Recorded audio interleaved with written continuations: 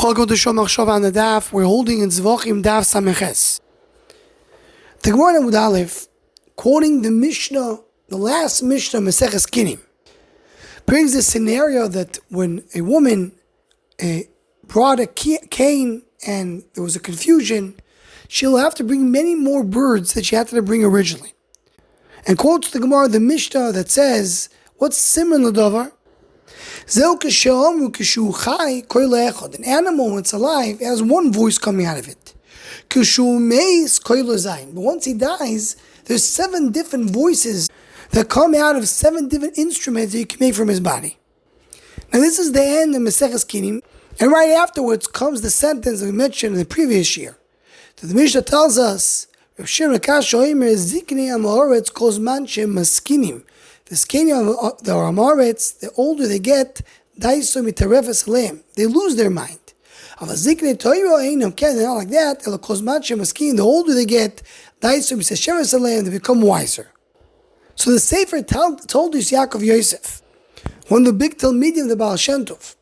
He brings this Mishnah to ask, what's the connection between the beginning of the Mishnah that says that the animal, once it dies, has 7 different voices coming from it, to the end of the Mishnah.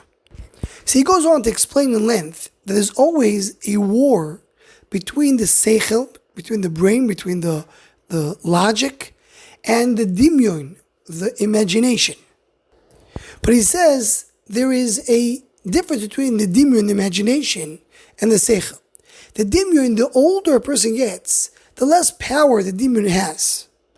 But the seichel always remains intact. It means the same way from when a person is young until when a person is old. So he goes on to explain like this. And Amoritz, he allowed when he was young for the dimyon to take control. But now, when he gets old, the dimyon is not so powerful anymore. And his seichel is not used to running the show because he never gave it to him. So he has a confusion between the seichel and the dimyon. The dimyon doesn't have the power to control him, to lead. The seichel also doesn't have it because the seichel is not used to doing it for the Amoritz. So it's all confusion. But the Talmid Chachamim, that when they were young, they fought the seichel against the dimyon. And the seichel took the lead. So now when they're old, the seichel is still there. And the seichel continues to lead them. That's why they have the daisum mitashevesaleim. There's less of a snagdus.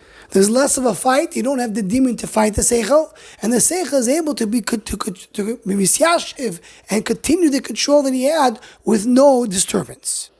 So that's the pshat in the beginning of the Mishnah. What does it mean? The tzaddik is called chai. When he's a tzaddik, so he's koil echot. He stays intact his whole life. And he says also it's echot because he connects to HaKadosh Baruch Hu. But he means he's one ma'alach. But when he's a rasha, that's what it means keshu meis. Because Rishonim consider to be meisim when they are alive.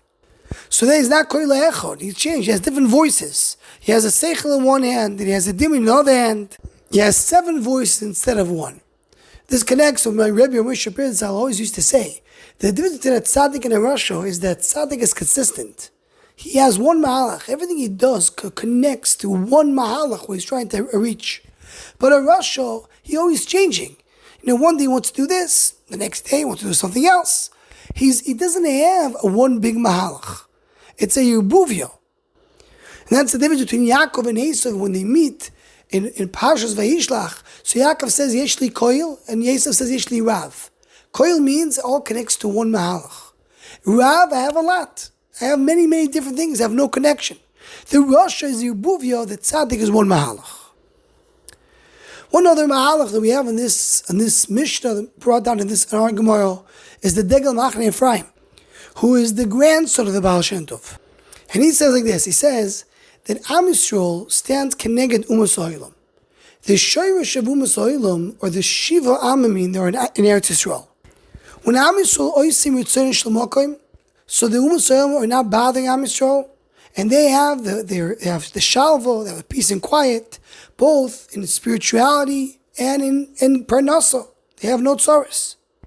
But if Am Yisrael are not acting properly, so then you have the golius, not only the physical one, but the spiritual one as well. The person falls into the place of the Shiva Amamim.